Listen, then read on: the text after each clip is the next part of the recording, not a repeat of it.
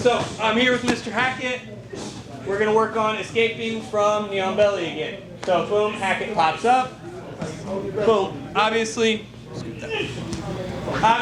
don't want to give him dominant position, right? We don't want to give him points. We don't want to give him any options.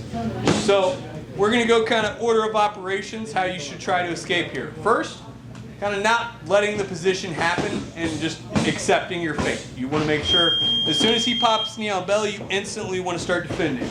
My inside hand, I'm going to look to put on the ball of his ankle.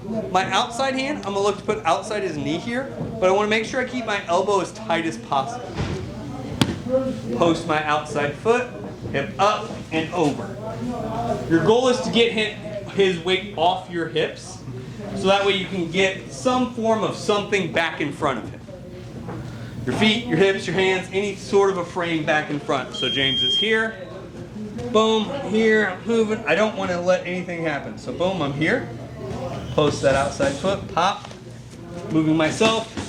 Then getting your feet back engaged. Like I said, I don't care if you're shooting for half guard, full guard, butterfly guard, something guard. Get your feet in front of yourself. All right. We're here. Boom.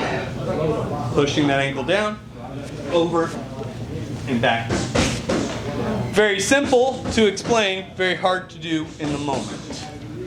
Questions on that? All right, grab a partner, drill it out. 1, 2, here. I get with James, right? And let's say, for whatever reason, I go to bump and move, and it's just not working, right? Like, sometimes that's going to happen, right? So, if he gets more established in the guard here, it's going to be a lot harder to just kind of push him off, right? The reason James popped up here is he can score from here. He's going to look to hold that position for as long as he can score. So our next move, all I'm going to look to do is with my inside leg here, I'm going to bump James forward to hopefully put his hands on the mat or on my shoulders here. Bop, here.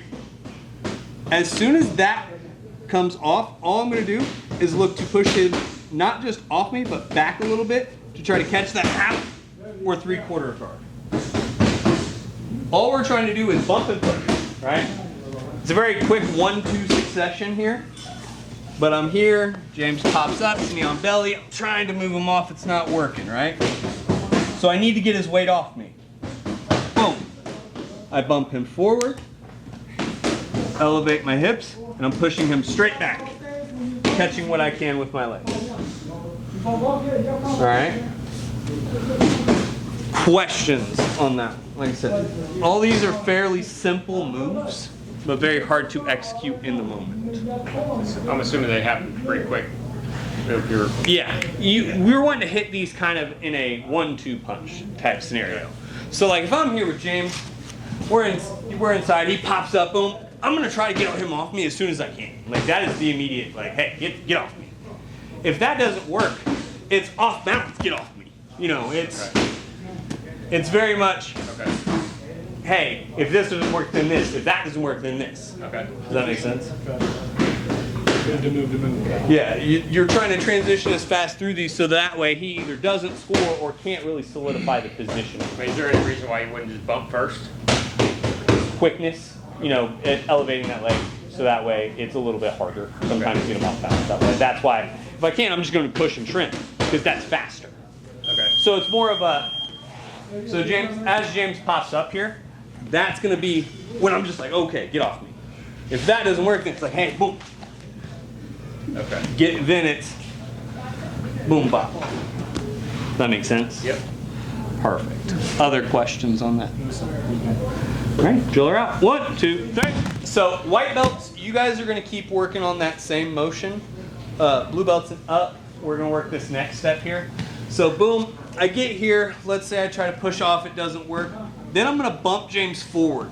But instead of trying to push his leg back, I am going to turn over and grab my leg here. As soon as we're here, I'm going to look to rock back and sit up with James. Now, a couple things you got to be careful of. 1, make sure you scoop under this leg because otherwise you're going to run yourself into a triangle. So we're here. I bump James, turn over, and I grab inside my knee.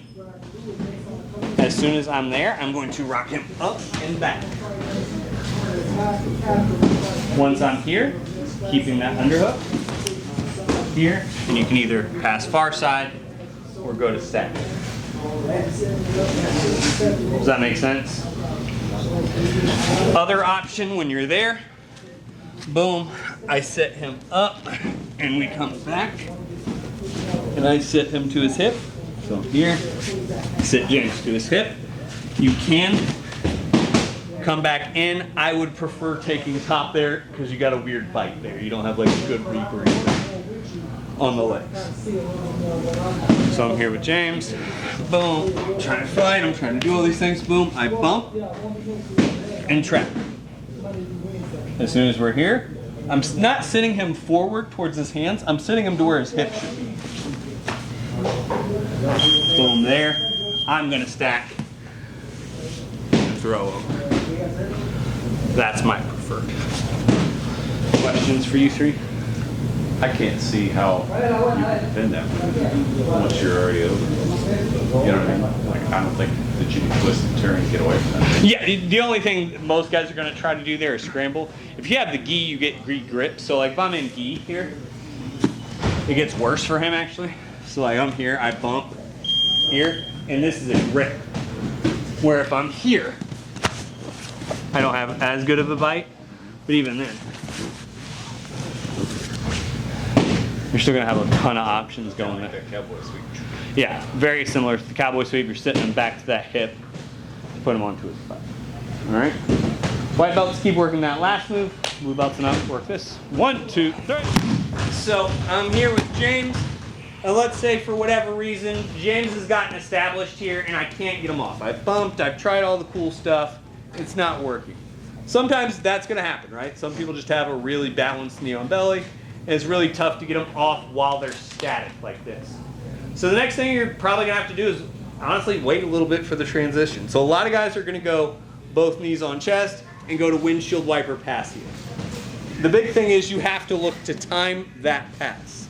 So as soon as both of those knees hit your chest, you gotta realize there's about a half second here where you can bump. It's not elegant, it's not creative, it's just, hey, a little bit of timing and a lot of pop.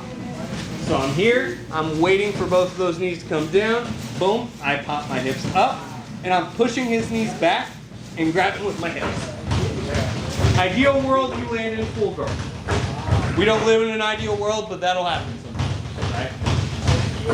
All we're looking for is just that pop. So will it work the same if he's got his hands on your shoulders? Yeah. All the same. I would have my hands on his shoulders, but like for showing purposes, Okay, that's I what I'm would asking. put him on the mat. Just Yeah, just for be taking a the friendly weight off partner. me. I'm just, that's But what if I he's want. here, and let's say he does go hands to shoulder here. Boom. He goes hands to shoulder, he goes transitions. Boom. Okay. It's get him off you. Yeah. It may not work as perfectly every time, but that's always the goal. So if we're here, he does it again. Boom. Like I said, our goal is to get him off, pop him up, get our hips back under. Are your arms at risk whenever you extend them? You don't want to get too extended here. I'm not really looking to extend my hands until I've got his weight off me. So boom, here. So for all of knee on belly, you should basically have T-Rex arms. Yeah. Your elbows basically stay glued to your sides, and they just, you got T-Rex arms for that time. Yeah, because the second your arms come away from your body here, you're getting them front.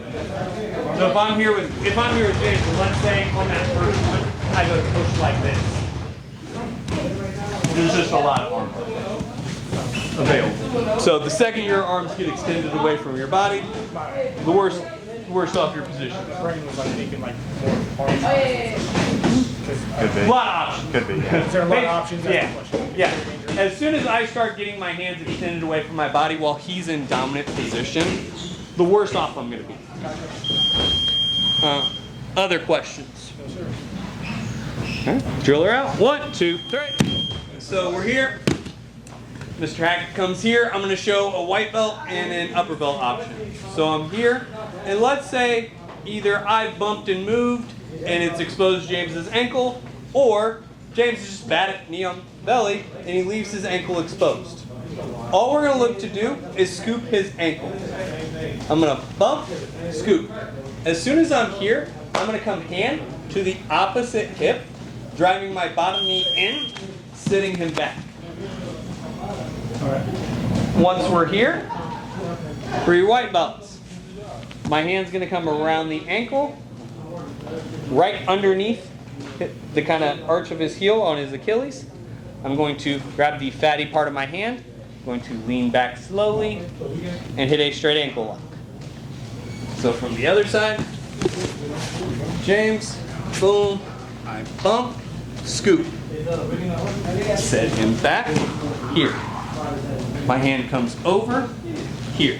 I'm scooting myself back to extend his leg as far as possible, pinching with my knees, keeping my feet tight to his body. Drop my elbow back, lock my hands, and lean. Okay? So to apply the pressure, it's more of like a leverage where you just lean back into it. Yeah. So it's not squeezing his foot, right? Like right now, James is uncomfortable, but now it's here. That's where the leverage comes from. Is that having his foot extended and leaning over. All right. Upper belts, instead of passing your hand over, you guys are just going to tuck his toes right on the back of your armpit, scoop his heel, and go for the heel hook. White belts? No. No, John. Blue belts and up? I'm Yes. just learning. So we're here. I'm here with James. He's here. I'm bumping. I'm doing things. Boom. I bump him forward, sit him back. If I'm a white belt, I come over for the straight ankle. If I'm an upper belt, I bring it over for the heel hook. One of the big things for the heel hooks, guys, I'm not trying to drive it towards my hip. I'm trying to drive it over my shoulder. Still sucks, but Where's that pressure at with the heel? it's ripping your ACL. Yep, that's why we don't have newer guys learn them, is because it's just a dangerous move. The pain you're feeling is not a stretch, it's actually a pain. Questions on this one, guys? Slow and steady on the ankle lock. If you're uncomfortable with it, just get the bump off and come up and take top. Like if I'm here and I'm like, let's say I'm at a tournament that doesn't allow straight ankles, or I'm at somewhere where you don't want to start ankle locking each other. Boom, I'm here. Boom. You can't just come up and take top too. Because there are times at a lot of white belt tournaments that they're not going to give you foot locks at all. So good to just come up. All right. 1, 2, 3.